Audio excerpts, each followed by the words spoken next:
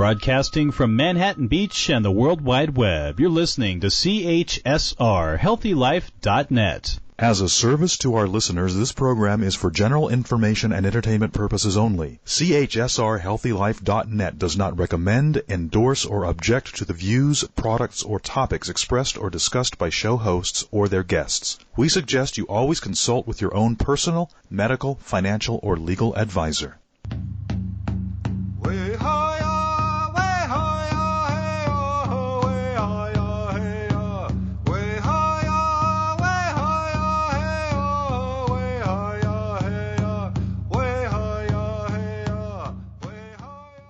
Greetings, or may I say Bojo and Potawatomi, to those joining us for today's Indigenous Perspectives show. I'm Randy Kwiatkowski, an enrolled Potawatomi tribal member and the co-host of Indigenous Perspectives. And I'm Carolyn Schmidt, the other co-host.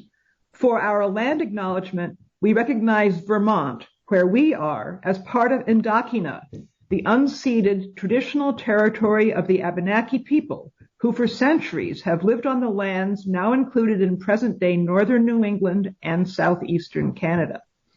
We also acknowledge that this is the unceded land of our other-than-human kin, the winged ones, the rooted ones, the four-legged ones, and the mountains and rivers, who have been present on Turtle Island and have been partners and caretakers for countless millennia.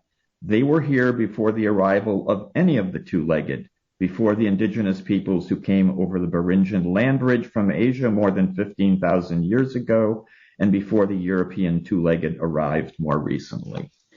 For today's show, we'll be interviewing some of the members of the creative team that has worked together to produce an opera, The Flight of the Hummingbird. This show carries an Indigenous story and was developed and produced by a mix of Indigenous and Canadian artists. Our first guest on today's show is Maxime Goulet. Maxime, welcome. Bonjour. Maxime is a French-Canadian composer who works in various realms of musical creation, ranging from symphonies to video games. We first met Maxime back in June 2023 at the premiere of his Ice Storm Symphony, Tempat de Verglas, with the Montreal Classical Orchestra. It turned out that Maxime has a long-standing interest in expressing the connections between people in our natural world, including the theme of resilience and emerging after new disasters. We discovered that Maxime had collaborated with an Indigenous writer and graphic artist, Michael Nicole Yaguaranas, to compose and produce an opera based on a Quechua Peruvian traditional story. The Flight of the Hummingbird is described as an opera for all ages. It was first produced by the Vancouver Opera and Pacific Opera Victoria in 2020. There are many layers to the story of The Flight of the Hummingbird. We'll be uncovering some of them with each interview on today's show, starting with Maxime, who's responsible for the music in this opera. So now, Maxime Goulet, welcome to Indigenous Perspectives. Thank you for having me on the show. It's a pleasure. So let's begin. Can you tell us how you first learned about the story, The Flight of the Hummingbird, and the idea of turning it into an opera? Actually, the Vancouver Opera learned about Michael Nicole Yaguaranas because they went to one of his conferences that he was giving, and they learned then about his books, read his book, and they find that it was really an interesting approach to storytelling. So they asked him, could he be interested to write a libretto? So he thought, well, I have a lot of stories at the same time, maybe take a book that I already have. So they chose Flight of the Hummingbird, which is a short book that he wrote, but it's a very short book. You can read it in practically 5 minutes. But that was the base on which was built the whole libretto of The Flight of the Hummingbird. And then they've approached me. They looked at different composers and they approached me to be the composer for this project. That's how I learned about Flight of the Hummingbird. I haven't heard about it before. And I was really happy to be approached for this project because it's such a special project. I think one of the reasons that they liked my music and the way I work is that since I do a lot of projects for films and video game and classical music, I'm really used to work with different types of people. Michael is not a professional librettist per se. He had never written a libretto before. Him and his partner, writing partner, Barry Gilson. So they had never done this before, and I was used to work with all types of different persons, so that was a good fit on that personal kind of working level. And also I think the music that I do is very approachable. It's very, you can hum the melodies, so it's not like very avant-garde stuff. So it really can speak to the young audience, because that's another thing that they wanted to do with this opera, is to reach the young audience. So the original idea was to do this opera to be touring and going into schools and local theater, and there was 120 show planned all across British Columbia. So different types of, communities. And so it had to be kind of compact, and it had to be something that can communicate directly to the people. So I think my music has that potential also to be able to be perceived and understand immediately. Yeah, I'd like to build on the idea of how you connect with the audience. I really liked the phrasing of an opera for all ages, because I felt obviously it has a young people's audience in mind, but it's obviously reframing it so there's not the negative view of, oh, it's just for children or something that trivializes it, because obviously the themes are really powerful and they call to adults also. So I wonder if you could comment on how conscious you were during the whole creative process that you were trying to reach adults as well as children. Yeah, well, we knew that the aim was for that tour because it was going to tour in primary school. So we knew there was kind of that bracket of age that was the target. But we knew that the teachers will be there too, and we wanted to be more than just that. We wanted that target to be really 100% entertained and absorbing that message and understanding what we're trying to tell them. But that someone that is older and has a longer life experience can have a deeper understanding of what we're trying to say. And sometimes there's some little kind of inside jokes that only like an adult can really kind of understand it. So, and we workshopped it a lot too. So we had different workshops with singers. And at the end of the workshop, we would always have like some audience come in and present them what we're working. And then we would have a Q&A and ask them what did they think about it. And most of the people coming to the workshop presentation were adult. There were some kids, but all the kids were brought, with their parents as well. So we had feedback from both, but the parents enjoyed it just as much. So it's a bit like, Pixar movies where it's targeted for young, but adult enjoyed it just as much, So that's what kind of the frame we had in mind when we worked on the project. For Indigenous peoples, we tell stories communally, very often in the winter, and we could all be sitting by the fire, and you have elders and you have the youngest children. And the idea is the story isn't pitched exclusively to the wisdom of the elders who've been there for 90 years, or for the 3-year-old who's just hearing the story for the first time. The idea is to share the experience and then stimulate discussion in the community. And I think this is what you're doing with this marvelous work.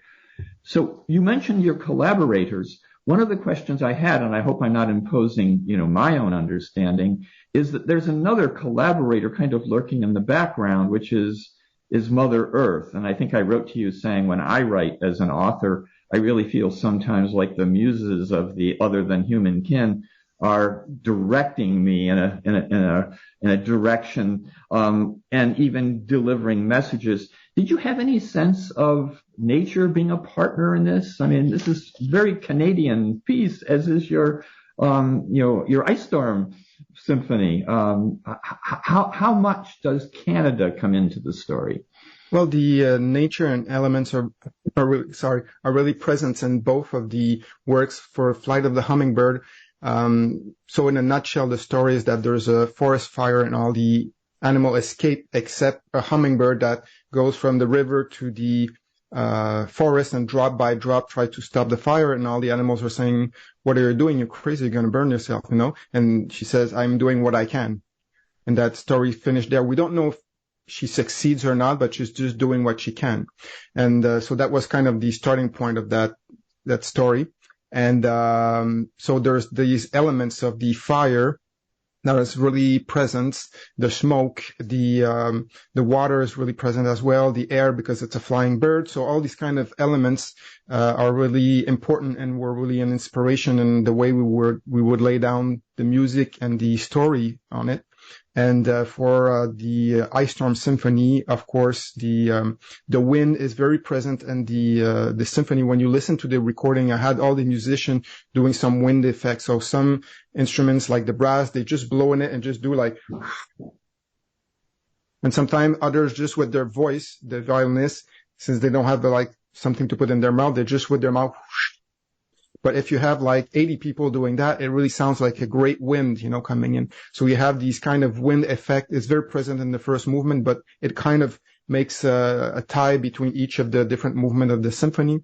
There's sometimes some effects, kind of pizzicato played on the violin that kind of evokes the ice drops falling on the rooftop. So for anybody who went through a kind of ice storm, that sounds very distinctive of the raindrops starting falling, ice drops on the rooftop. You can hear it very clearly. So I wanted to evoke that as well.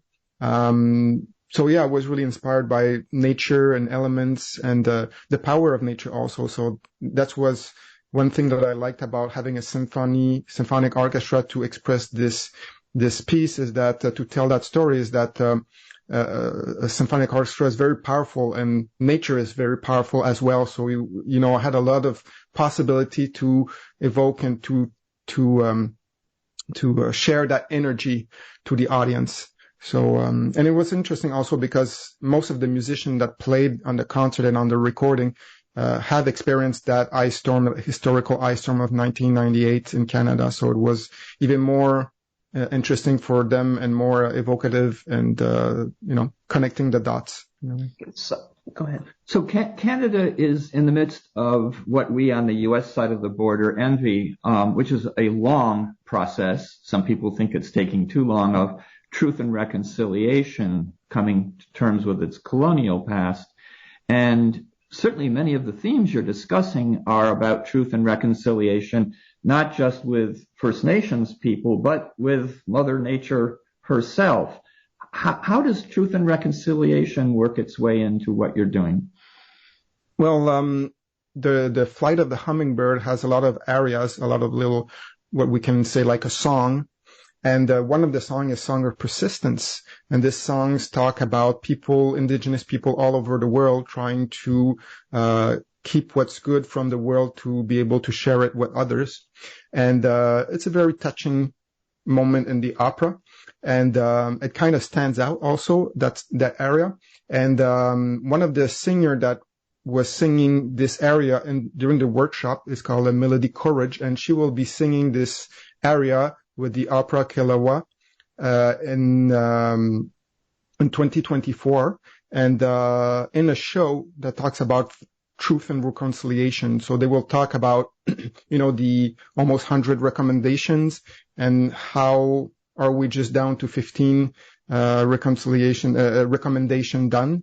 So not a lot. So bring awareness about this fact that it's something that it must be addressed and continuously. So the show talks about elements and Indigenous people, and they wanted to have kind of a positive ending to the show. So this song kind of arises as something interesting to bring to the audience. Okay. So what were some of the high points of your collaboration for the play of the Hummingbird with Michael Nicole Yagumanas, the author and illustrator who wrote the libretto, and how did his Indigenous Haida connections play in? Well, it was really kind of a work of four people. So there was me, there was Michael, of course, there was Barry Gilson, who was the co-librettist, and there was Glenis Lechon, who was the stage director, but also dramaturge. So a dramaturge is someone who helps librettists to, because a writer can sometimes write something that is good to read, but to be as staged on the play. Sometimes they don't really have that vision necessarily. So the dramaturge will help the text to be playable, if I can say. So what I liked about our collaboration is that right from the starting point, almost, we did the first workshop, and Barry and Michael came with their first draft, which is completely different to what we end up having, but it was a really good starting point. And right away, I was giving my opinion, my ideas on the libretto. We can do this, and if we change this for that, me with the music, I could do that. And Glynis was also bringing some idea. And the same thing when I came with some music, Michael and Barry was giving me their advice. So instead of having the kind of traditional pipeline production where the text is written, then I take the text, I put music, then I hand it off to the stage director and so on. It was really kind of a group effort where everybody was helping each other with their understanding of their own art form. So that's one thing that I really like, is that everybody was really open-minded. We were just trying to align ourselves on what would make the best opera possible, at all times. So this collaboration was very productive in that sense. Yeah, and I know obviously it really works, and I know I felt the very strong message. It resonated with me, all the different ways that a number of the characters are trying to avoid or not acknowledge the problem. I mean, that was part of to me, that was part of the call to action message that I got as an adult, for sure. I mean, there's the owl agonizing over the fact that when comes with these stressful things, he runs away, doesn't confront them. There's Bunny, who's dealing with all of her stresses by focusing on keeping herself really busy and making her own nest really, really super good, and denying the presence of the forest fire. And it's the bear saying, smoke, smoke, I don't really know, just sort of a gentle breeze. So this was, for me, this really spoke to me, and the way each of them, the characters, has their own theme, you had your different musical influences for each character's theme. It totally works. So everybody has their own reason to believe that they can ignore the threat, and it's a bit like that in the real world too. It's more kind of simplified in a way, but we always kind of justify that we don't need to take action. Somebody else will do it. The danger doesn't really exist, or stuff like that. I can just run away. If I don't think about it, it won't exist, kind of thing. So it was kind of simplifying these themes and putting them into characters. And also the music also helps evoke these different type of character. And what I find interesting is that in the opera, you have all these characters that are so different, but in some way at the end, they all work together for a common cause. And I felt when I was working on the opera, it was really that, because we were all me and Glynis from different generation, Michael from Indigenous background, me, I'm a French Canadian, Glynis, English Canadian, and Barry is from Britain. So it's kind of all this weird mix of people together and to do one thing in common. So it was really a bit like in the opera in some sort of way, And we all, we're different, but we all kind of really get along very well. So at least that, but we all came from different background. Glynis was really experienced with opera. This was my first opera. I came from concert music and video game music, but I have never really written a real opera. And Michael and Barry, Michael wrote some books and some visual arts, and Barry was kind of more his manager. So we kind of all had different. It was really an interesting mix. And like in the story of the Flight of Hummingbird, at the end we just came together for the best what we can do all together. So in both your symphony about the ice storm and in the Hummingbird, this notion of working together to try to solve a problem just is very gently but beautifully and firmly pushed to the forefront. Is this a theme that is particularly appealing to you? Yes, I think I think because it's, when you work with an orchestra is really that, you have like 80 people and they need to all be aligned on the same vision to make it happen, at the quarter of seconds, milliseconds, they always have to be together. You need to breathe together. You need to do everything together. So I think that kinds of, it's a good image of how when we're all together, we can make something bigger than the sum of all the individuals. That is a wonderful way of characterizing the two works we've been discussing. And I just want to say that when we first heard, your symphony about the ice storm, it was just an extraordinary emotional experience, especially when you get to the parts where, the traditional sort of maritime music comes in as an image of people gathering around a fire and digging into the past.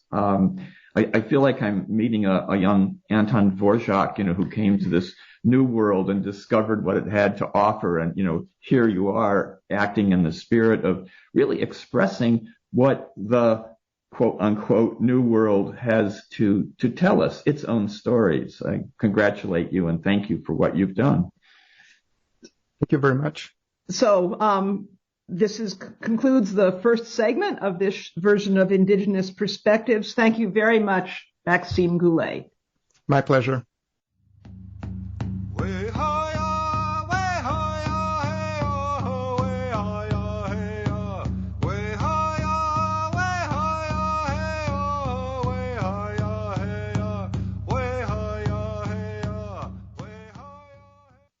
Rights for nature? Around the globe, indigenous communities, governments, and environmental groups are realizing that human rights aren't enough to protect the planet. They're passing laws that recognize rivers, forests, and mountains as having rights of their own, rights that include the right of those ecosystems to exist and flourish. These actions are beginning to make a real difference. Find out more about this work by visiting the Center for Democratic and Environmental Rights webpage at centerforenvironmentalrights.org.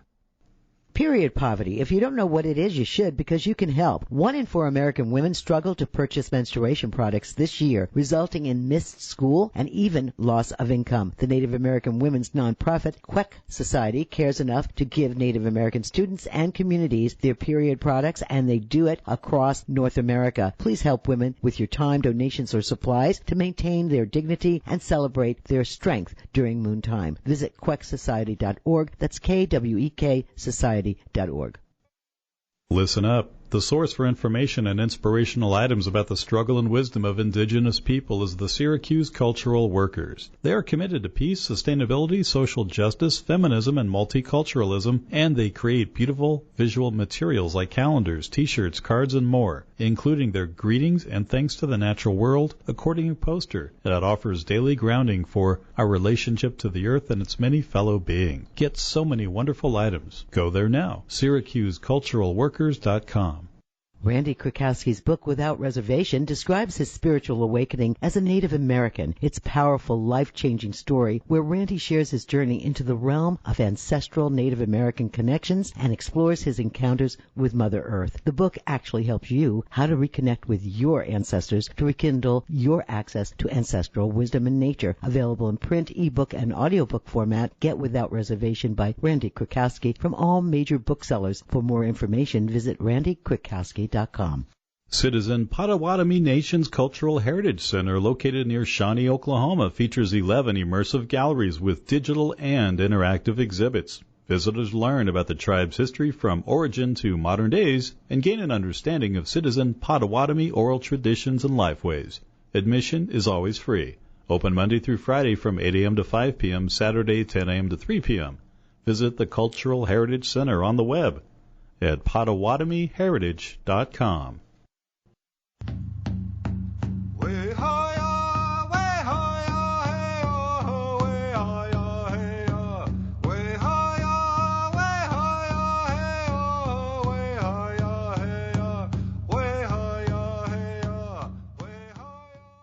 Welcome back to Indigenous Perspectives. We'll be talking now with Glynis Lation, the director and dramaturge for The Flight of the Hummingbird, about her work in bringing this marvelous opera to the stage.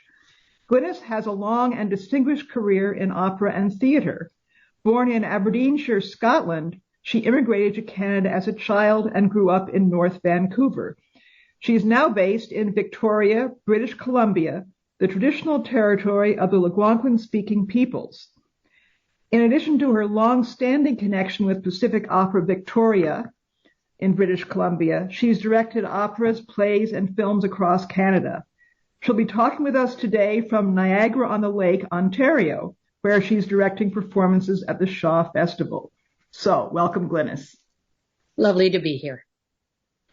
So, could you begin just by telling us about your work, on the opera? Is there anything that sticks in your mind as an image or an experience that is the one you hold on to and cherish?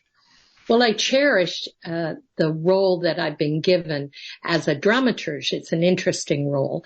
You're the editor, you're the ear for the librettist and the libretto team, in this case, with Michael Yogolanis and Barry Gilson, and bringing that to the musical stage with our composer. So while I envision how it's going to be done as a director, really it's about the work and the focus on the work itself, which is the privilege that I spoke of. It really is a meaningful piece. It resonated with me when I read the very tiny parable that was the book that inspired the opera. And it has stayed with me over the years that we've been working on its creation. So can you comment on how you worked as a dramaturge to highlight the Indigenous voices and presence, first in the Hummingbird and then also other comments on your other work? It's interesting. When I first met Michael, I had a very serious conversation with him about whether or not this was a piece that I was suitable as a dramaturge, that it was at the right thing. And Michael was terrific. It, in fact, was a story gifted to him from South America, from the people of the Altiplano.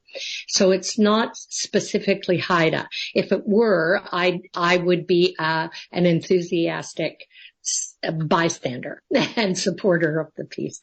But it, in fact, was gifted to him a story from away, and while filtered through his artistic sensibility as a senior Haida artist, visual artist especially, it is a piece that he felt very strongly needed and should resonate across diverse cultures, diverse lines, because it is, after all, about our earth, the earth that we all share, and what is happening to our earth.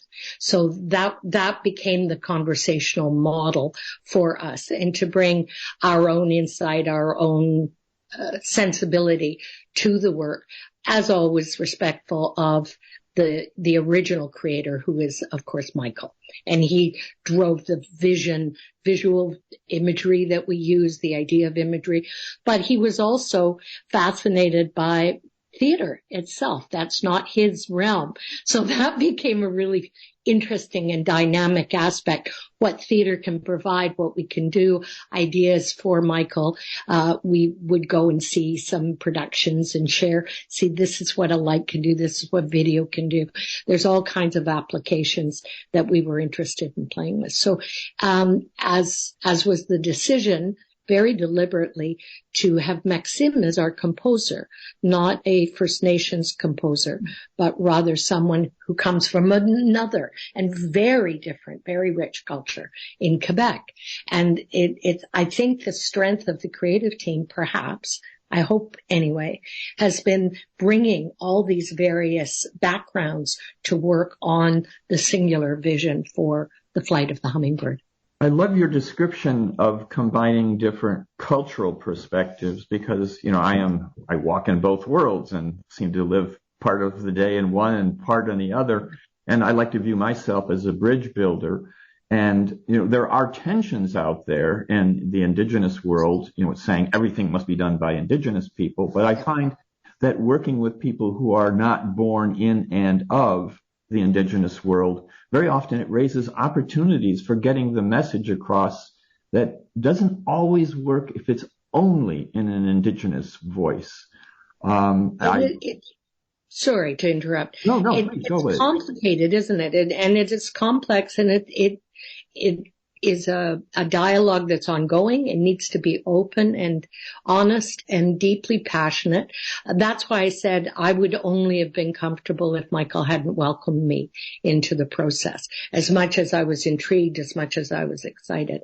I think that's the important, it's the leadership role and the dynamic of leadership that plays a large part in whether or not a team can be successful. And there's no question that at the end of the night, with both Maxime and I, it is Michael's story to tell. And so there's a leadership perspective that I think is one that we honor. I've had personally, I think one of the reasons I was approached is I've had a personal creative history with a number of became important projects from our First Nations community. Kevin Loring is now the head of the Aboriginal programming at the National Arts Centre of Canada, significant role. And Kevin was a very young student in Vancouver when I was at the Playhouse, and I recognized his singular talent very early. So yes, I was able to offer him work as an actor, but he came part of a writing team at the Playhouse, and we were proud to be to premiere his work, Where the Blood Mixes, which went on to win the Governor General's Award for playwriting that year. It's now produced all over and produced by First Nations artists. So I was able to direct that piece to give it life, but it certainly has lived far beyond that original production and the acclaim that it received. So that's where you feel part of the sweep of what's changing and needs to change in our culture. But I hope that the dynamic of shared creative impulses continues, because it's rich and it's valuable, and I would hate for that dynamic to be lost. It's a wonderful explanation. Can you just comment briefly on any insights you might have developed personally working on this particular opera or with the others that gave you a perspective on the Indigenous world that you might not have had previously? Well, it was always amazing to me beginning this process, the process of the play, the opera.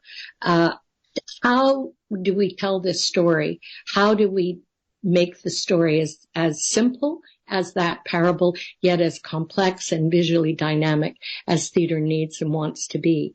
And I guess at the end of the day, it was watching those young audiences hang on every note, on every word, that gave me a sense that the work was important and continues to be as it now grows into a larger, more chamber kind of opera. So as always, I think that the key is to listen.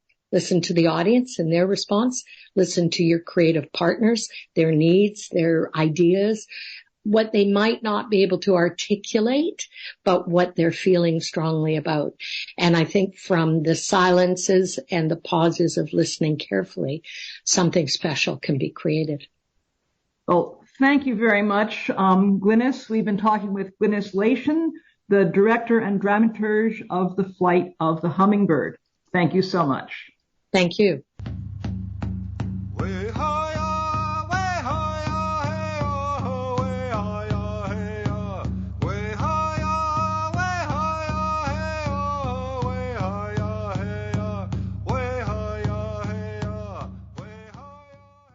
Rights for nature? Around the globe, indigenous communities, governments, and environmental groups are realizing that human rights aren't enough to protect the planet. They're passing laws that recognize rivers, forests, and mountains as having rights of their own, rights that include the right of those ecosystems to exist and flourish. These actions are beginning to make a real difference. Find out more about this work by visiting the Center for Democratic and Environmental Rights webpage at centerforenvironmentalrights.org.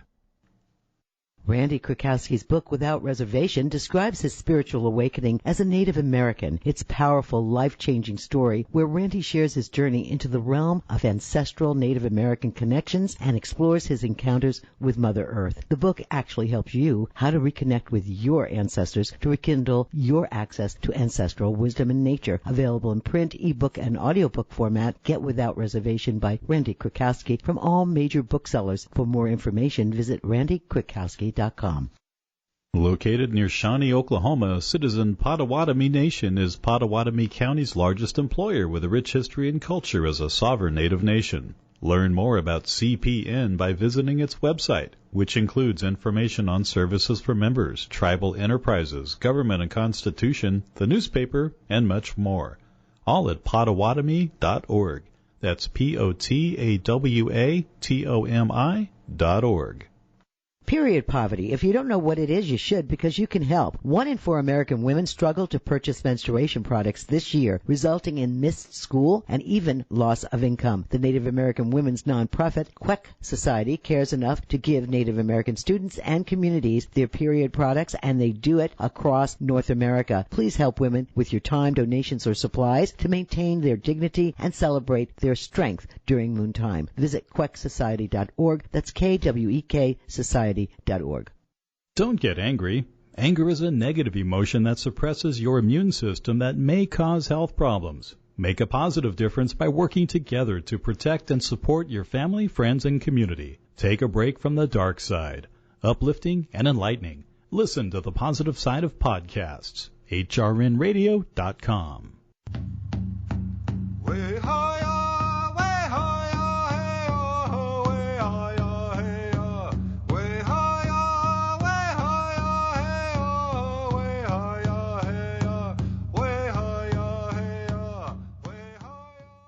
Welcome back to Indigenous Perspectives. In this segment, we'll be speaking with Michael Nicole Yagulanis, who wrote the libretto for the Flight of the Hummingbird opera based on his book. Well, first, welcome, Michael. Welcome to the show. Yeah, thank you very much for your interest. And we thought we'd start off with your saying a few words to give us what you want our listeners to know about your background and your achievements and the things that you're proud of in your life.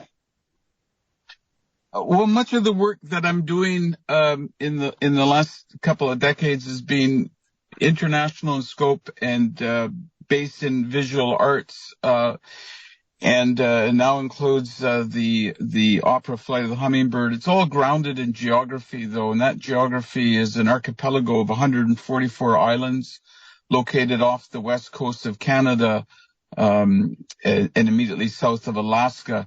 And it is a peoples there, the Haida Nation, of which I am a citizen, that has established a reputation for being very solutions-oriented in a fairly strong but respectful way.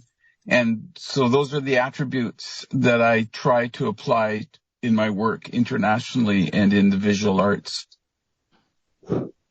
So what we've read about this wonderful story is that it is Peruvian in origin and it was gifted to you. Can you give us a little bit of background on the origin and how you came to be associated with it? Yes, it is. It does come from the Altiplano. It precedes a time when, there was such a thing as a Peruvian nation state. It comes from even before the Quechua speakers. So it's a very ancient parable. I used to take Japanese university students into the deep forest. These were people from, some of the most urbanized communities on the planet. And I would take them to places where the nearest light bulb was maybe 40 miles away. And in that course, established relationships with some of the things they were engaged in, such as the Candle Night Parade in Japan, which is an effort, successful, I would say, to limit the use of electricity with the implications for the nuclear industry. And they invited me over to visit them, and I remember them pulling out a stack of paper quite a heavy stack, and they probably announced it as the next book. And I proposed that really the book needed to have illustrations that, the power of the image versus that of the word. And the story that they were working with was a parable from the Altiplano. And I did illustrated that for them in the publication, but I also went down to the Altiplano and met with the community. It was high up. Oh my goodness, was it 4,000 meters? I don't know. I was just at the limits of my capacity to breathe. And there, the adobe house with the hummingbird image underneath the eaves trough, was there. And in the conversations and in the work I did down there actually was,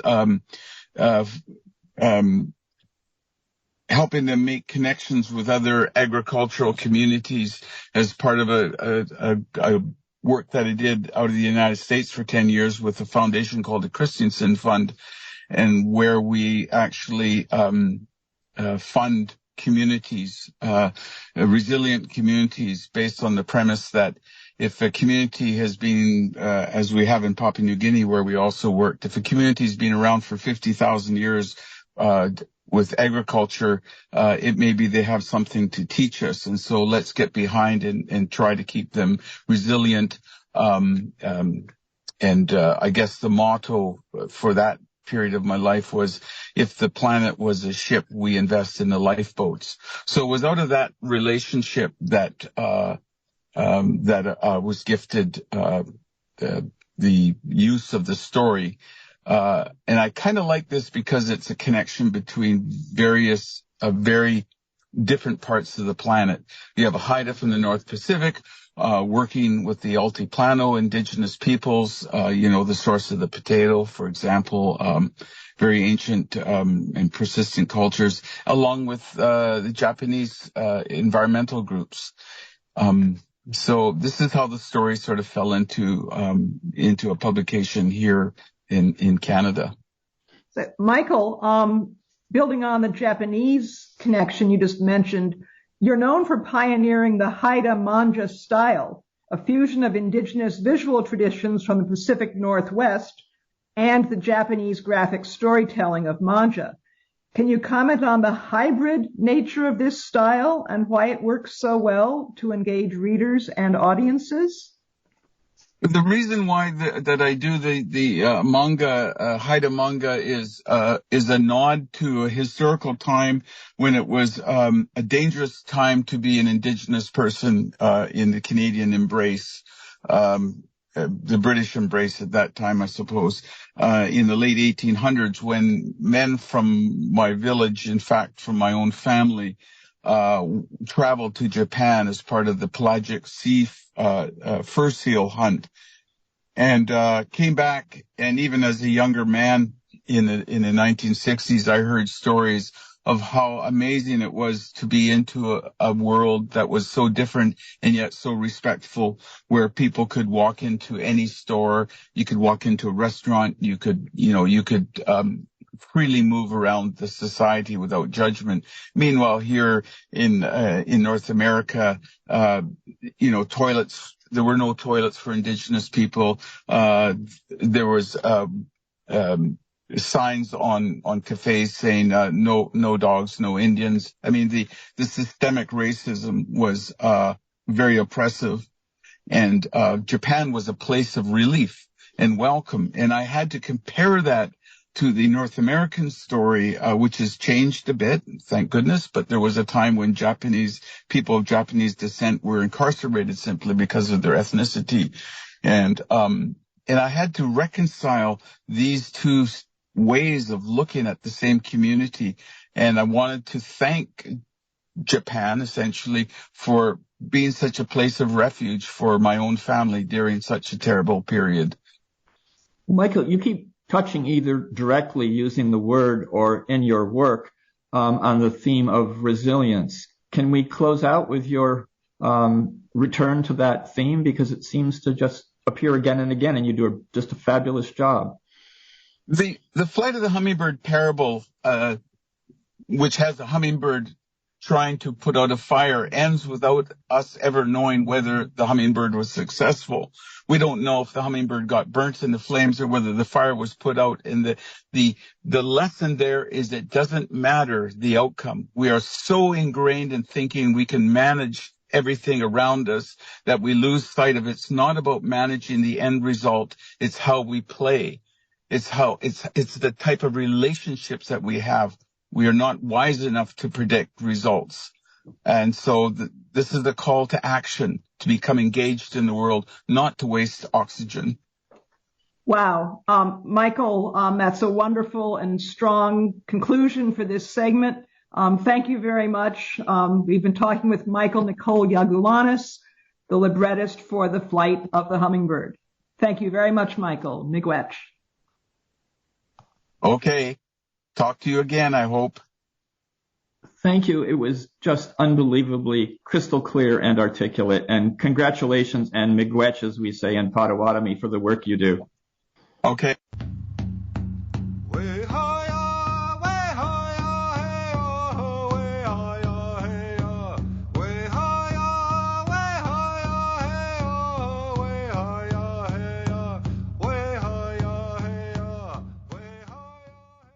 Rights for nature? Around the globe, indigenous communities, governments, and environmental groups are realizing that human rights aren't enough to protect the planet. They're passing laws that recognize rivers, forests, and mountains as having rights of their own, rights that include the right of those ecosystems to exist and flourish. These actions are beginning to make a real difference. Find out more about this work by visiting the Center for Democratic and Environmental Rights webpage at centerforenvironmentalrights.org. Period poverty. If you don't know what it is, you should, because you can help. 1 in 4 American women struggle to purchase menstruation products this year, resulting in missed school and even loss of income. The Native American women's nonprofit Quebec Society cares enough to give Native American students and communities their period products, and they do it across North America. Please help women with your time, donations, or supplies to maintain their dignity and celebrate their strength during moontime. Visit quecsociety.org. That's KWEK Society.org.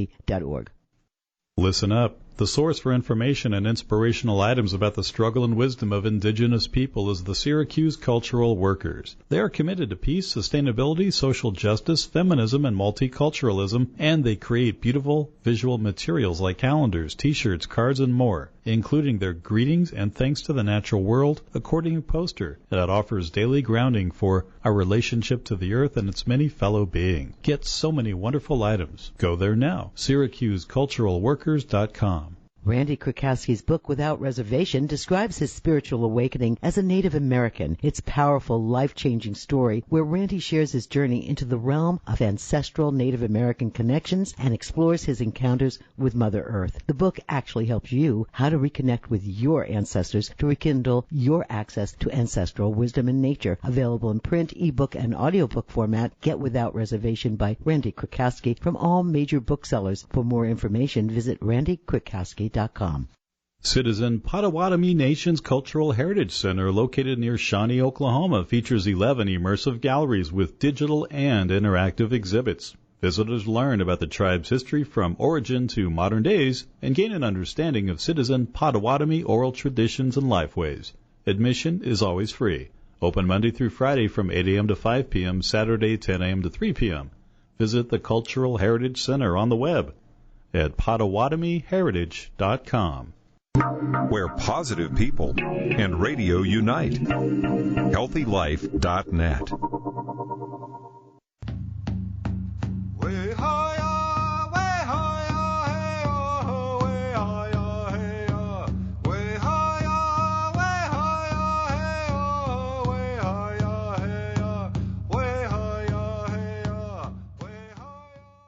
Welcome back to the final segment of today's show, which we've titled Indigenous Parable Reborn as Canadian Opera, The Flight of the Hummingbird.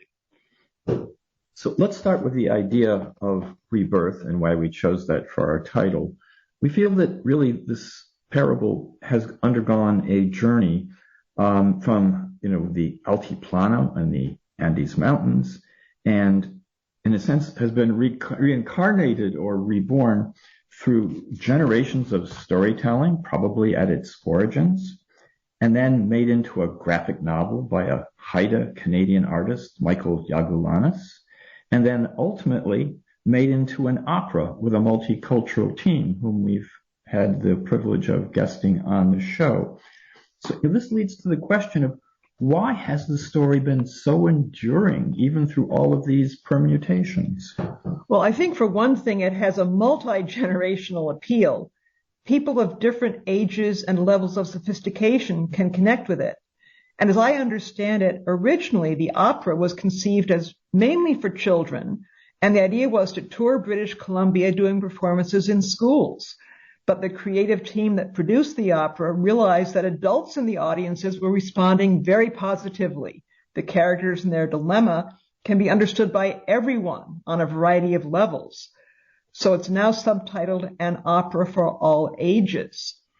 This really brings us back to the essence of what Indigenous storytelling is. By tradition, stories were told to the entire community, often sitting around a fire, and children were present, elders were present, and the story had to be at least partly intelligible for the youngest people in the audience, but also resonate with the wisest elders in the room.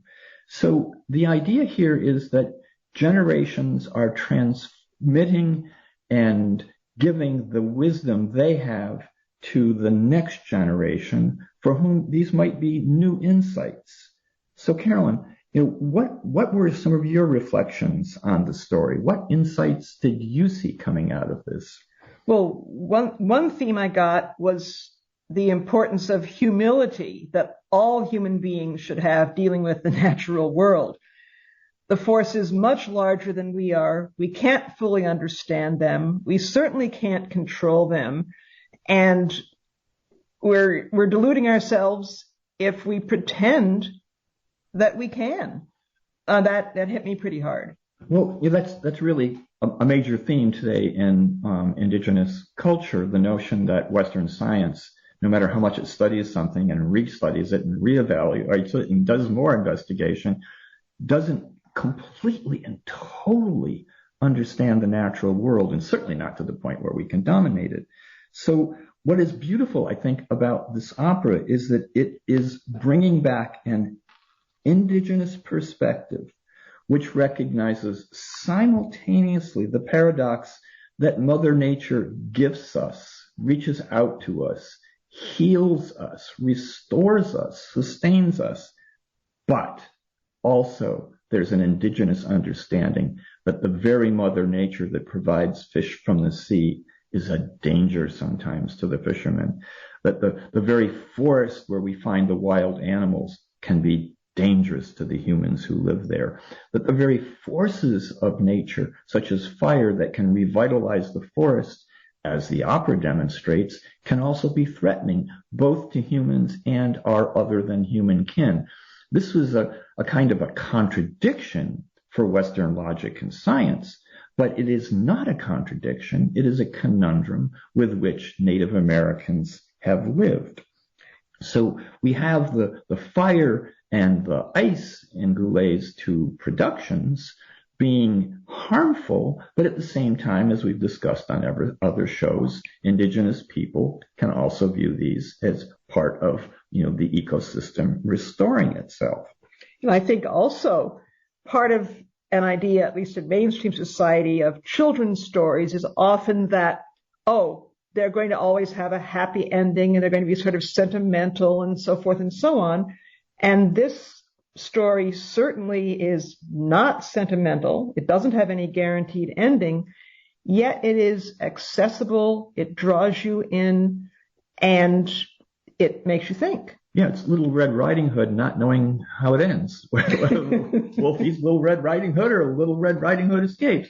But that is the world in which Indigenous people live. And as I think we learned this summer when we tried to go outside and the sky was orange from wildfires and we couldn't breathe the air and we couldn't go for a walk or go biking when we were in Montreal, we learned to be a bit more Indigenous. Even those of us in the mainstream learned to be a bit more Indigenous and nuanced in our understanding of how or if we could even imagine dominating nature, or if we need to begin to think about how to live with nature. And part of it is rolling with the punches and the threats and the disruptions that the natural world can send our way.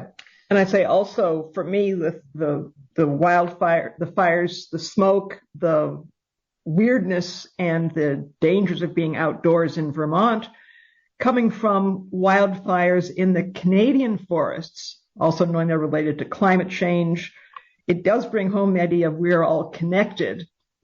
And that also emphasizes the value of each of our actions.